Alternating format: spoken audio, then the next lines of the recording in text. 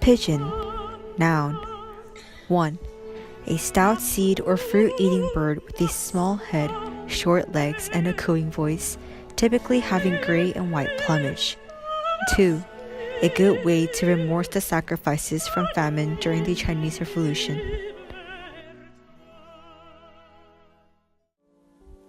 China in the current society is one of the most economically developed countries we look up to today.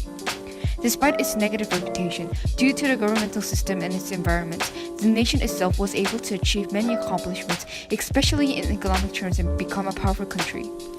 However, China still had to go through turmoils and tragedies to become what it is today. The Chinese Revolution was hysterical and vicious, producing 3 million people or more to die innocent.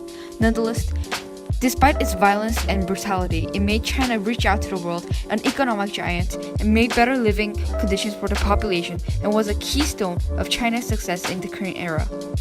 It was able to acquire and obtain different advantages that China still holds until today, such as a born of Communist Party in Chinese region that brought many positive governmental changes in the nation. Throughout the video, we'll elaborate on the question of what did Chinese Revolution achieve and how did it do it? This all begins from the Revolution of 1911, or the Xinhai Revolution. At that time, China was experiencing complete chaos. China had lost the Opium Wars and was forced to open their ports to foreign countries like Britain, the United States, and France. Through trading, these countries slowly changed and meddled with the government. China was ruled by the Qing government, and they were too focused on their welfare, and the Qing did not create any real change. Then, in 1908, a 2-year-old named Puyi rose to the throne with the burden of a failing government. Some influential men saw this as a chance to finally revolutionize the country. One of those influential men was Sun Yat-sen. He had 3 principles: nationalism, democracy, and livelihood. He led the Wuchang uprising in 1911, and it succeeded mainly because of the contribution of soldiers. After the uprising, many provinces also rose up against the government, and the leaders set up a new republican government. But back then, the highest power belonged to whoever had the most military power, and that was General Yuan Shikai. To unite China, Sun Yat-sen negotiated with Yuan with the terms that if Yuan helped Puyi abdicate, then he could become the next president of the republican government. Yuan agreed, and Puyi was abdicated on February 12 of 1912. However, the military general was not fit for philosophical ruling. Dissatisfaction rose, and when Yuan declared himself emperor in 1916, it was obvious that he had lost all support. After Yuan's death in 1916, the loosely united China began to break apart, and the nation entered the warlord era. During the warlord era, China was once again divided into many city-states. These city-states were controlled by numerous warlords, and these warlords were constantly fighting. A major change was about to take place, and it needed a spark to start off the revolutionary fire. The spark was the May 4th movement on May 4th of 1919. Angry Chinese students flooded Beijing, protesting about the government's weak response to the Treaty of Versailles. The Treaty of Versailles allowed 4 more Chinese colonies to be under Japanese control. The students revolted in many ways. They protested on the streets, boycotted goods, and etc., in order to protest the weaknesses of their nation's government. The May 4th movement had many effects, such as providing the background for feminism in China and modernizing China. Also, the Chinese Communist Party, CCP, was created due to the May 4th movement. At first, the CCP wasn't big, nor was it politically influential. But as Mao became the leader and joined forces with the Kuomintang, the CCP slowly gained power. Mao was an ambitious man who was determined to improve China. He aimed for continuous advancements and improvements. Mao believed the only way to prevent society from degeneration was by keeping it in a state of permanent revolution. This means that the society should continuously renew itself in order to improve. Although many of his actions had immediate negative effects, Mao did it for the benefit of his own people and the country. Meanwhile, Sun Yat-sen returned to China in 1917 and advocated for Chinese reunification. The people and Sun Yat-sen set up a military government in 1921 in order to fight for the people's causes. The Kuomintang formed a united front with the Chinese Communist Party, and together they fought against the warlords. However, Chiang, the next leader of the KMT, was an anti-communist, and he saw communism as the leading cause of revolutionary fervor, which eventually motivated the peasants to riot. So he started the White Terror, or the Shanghai Massacre.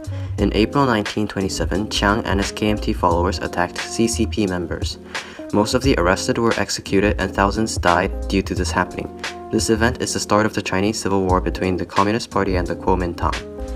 Surprised by the attack, the communists took refuge on the Jiangxi Mountains. Chiang Kai-shek focused on pursuing the communists, and he failed to implement Sun's principles. During his rule, Japan took control of Manchuria on September 19, 1931. KMT attacked the communists repeatedly, but Mao fought them with his guerrilla techniques. In 1934, Chiang gathered up his largest army to eradicate the communists. Mao and the communists foresaw inevitable death, and they embarked on the Long March. The Long March is the communist 6,000-mile march from Jiangxi Mountains to Xiangxi. On October 1934, the communist troops broke through KMT encirclement and they started the march. More than half died from battle wounds, hunger, and cold. Later, on January 1935, Mao was elected to leadership. From then, Mao led the communists for the remaining miles. When they arrived on Xiangxi on October 1935, the communists only had 10% of their ranks surviving. However, the communists did not just give up. The CCP went around villages to recruit new followers. Since they were located on the countryside, they had support from the past peasants. They created new bases and the CCP was stronger than ever.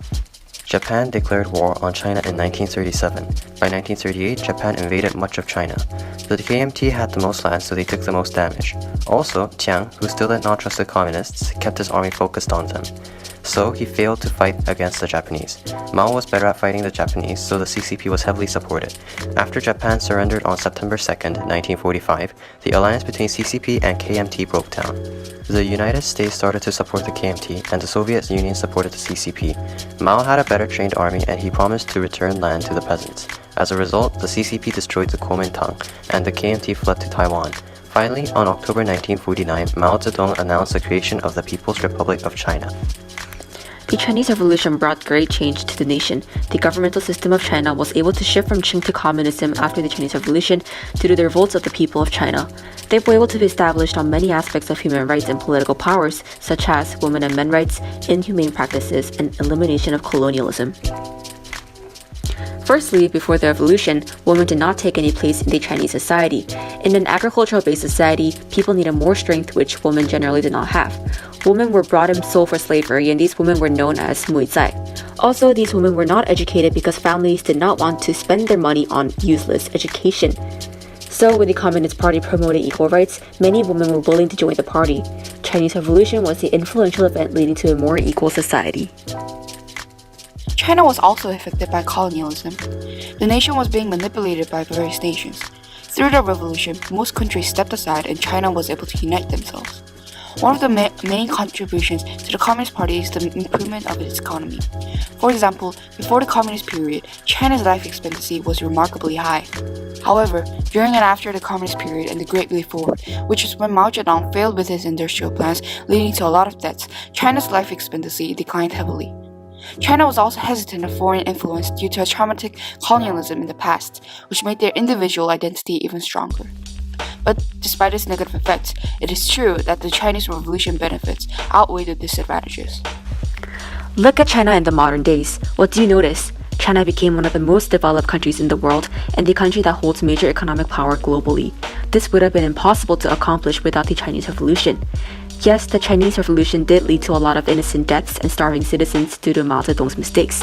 These sudden deaths required economic and social support to recover the sudden loss. However, it should be considered that this mistake made by Mao were not intentional, but they were rather made for the better good of citizens.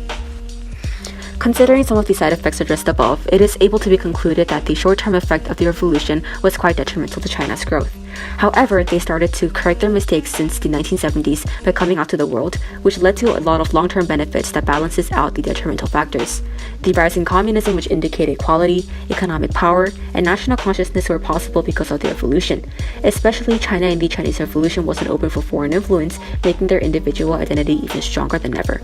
The Chinese Revolution really benefited China as an individual country, which defines true success, because a revolution is created for the improvement of internal conflict within the country. Therefore, the Chinese Revolution was a success.